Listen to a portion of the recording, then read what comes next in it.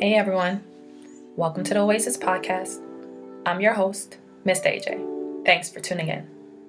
An oasis is something that provides refuge, relief, or a pleasant contrast, and that is exactly what you will find tuning into the Oasis podcast.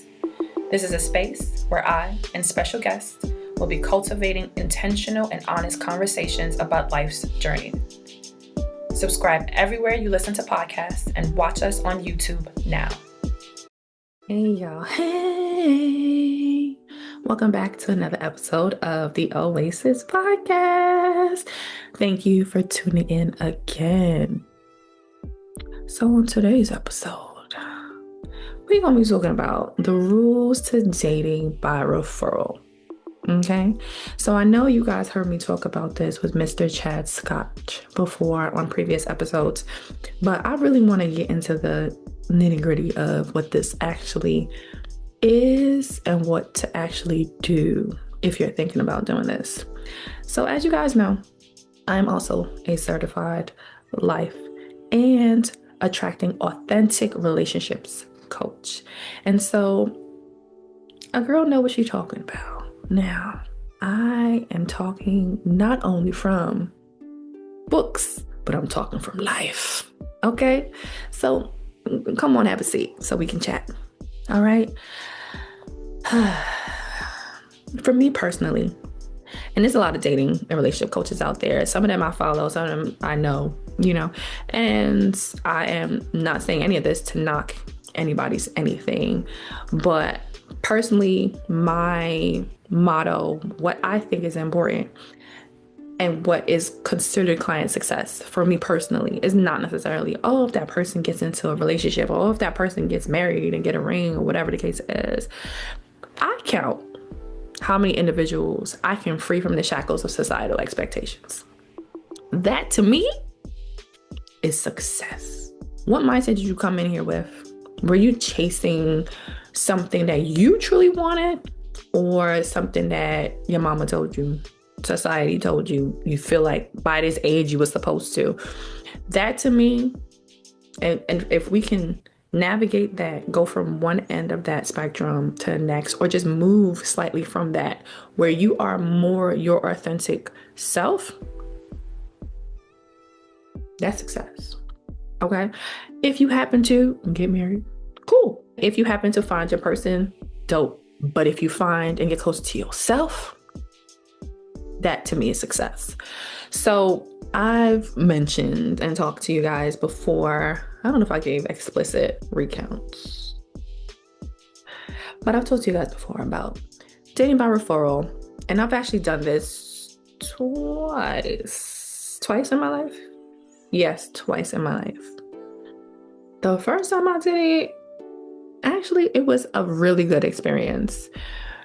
The person that I was hooked up with didn't become a thing, but it was still a good experience. Like till this day, I can be like, great experience.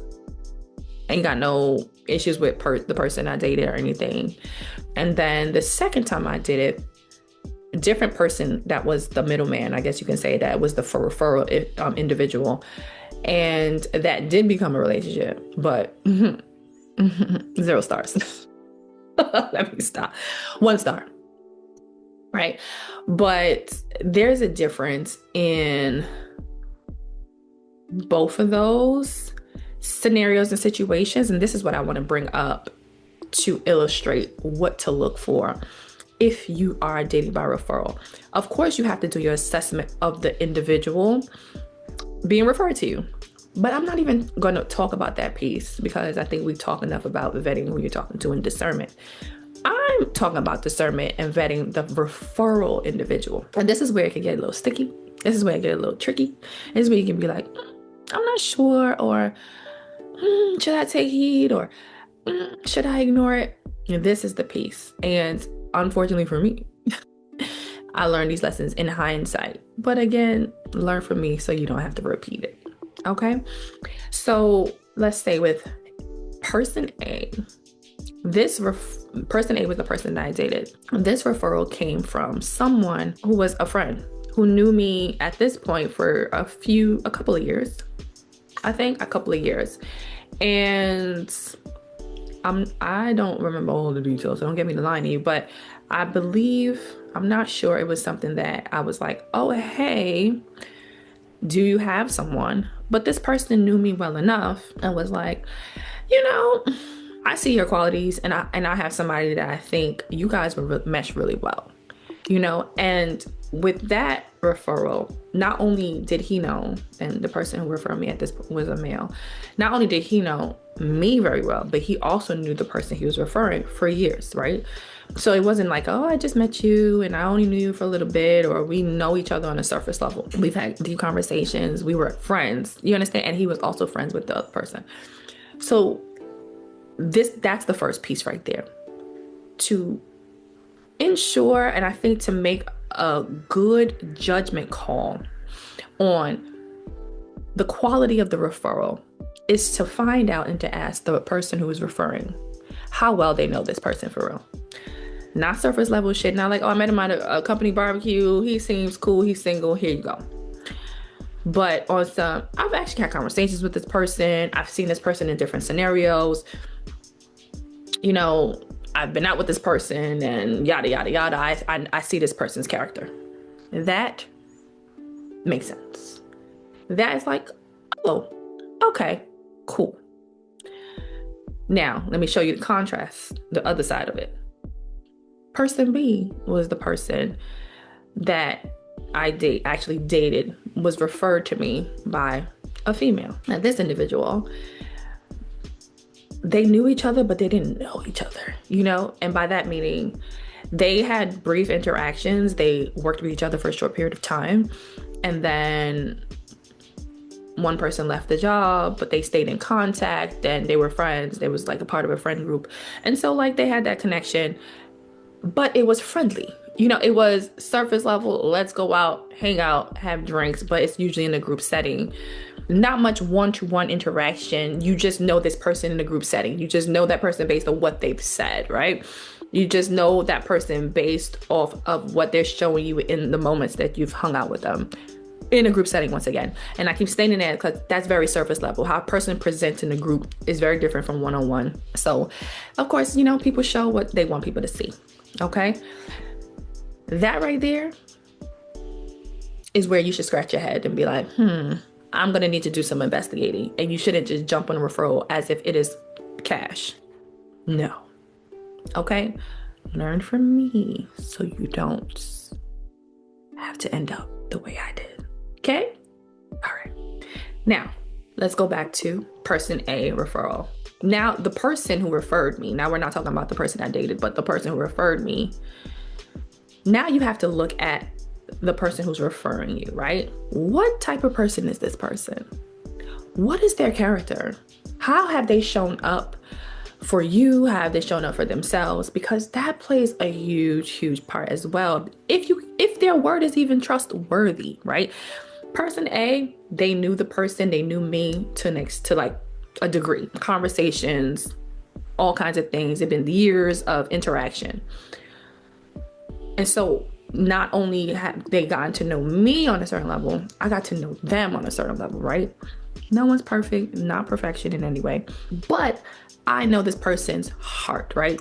I know how they show up. I know who they are fairly well. I would trust their word. That is important. If the person who's referring you, they're kind of so-so, or their word is not their bond, or they just doing some fuckboy shit, fuck girl shit, I wouldn't necessarily trust their referral. Okay? And so this person, been in relationships, they have the capacity, they have been in long-term relationships, I know what their values are and all that. Person A, who referred me, again, connecting, it aligns. Now let's go to person B. Person B, I knew this person from a previous time and we interacted, but we were not friends. We were just passerbyers. I guess let's say we were acquaintances. We reconnect and we decide, yeah, let's try to be cool. I mean, we were cool before. We both were looking for, new friends and stuff. So it's like, let's try it. So our reconnecting and connecting was not long. So I was still in the process of getting to know that person as they were getting to know me, right?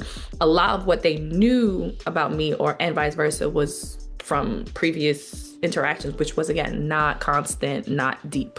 So essentially things were based off of faith. Like, all right, good faith. Okay, all right, if you think so, and sure. Like, you're not thinking the person is being malicious or wants intentionally being malicious or doing anything wrong. Now, the part where I fucked up is I saw how this person was moving in their own personal life. And that should have made me go, do I trust this referral? And the thing is, my initial reaction was accurate. And this is what happens when you don't trust your own discernment and you don't trust your own self. But we worked on that. We're not there no more. But back then, that's where I was.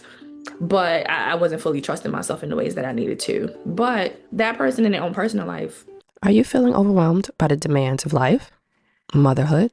At AJO Consulting Services, LLC, we offer comprehensive wellness services that include personalized coaching, doula care, consulting, and personal and professional development to help you navigate this beautiful yet challenging phase of life.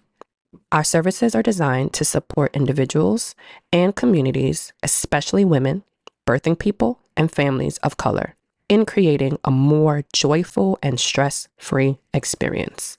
From family planning to postpartum care, we provide the tools and resources you need to thrive. Let AJO Consulting Services help you prioritize your well-being and create a healthier, happier future for yourself and your family. Was chaotic, in truth.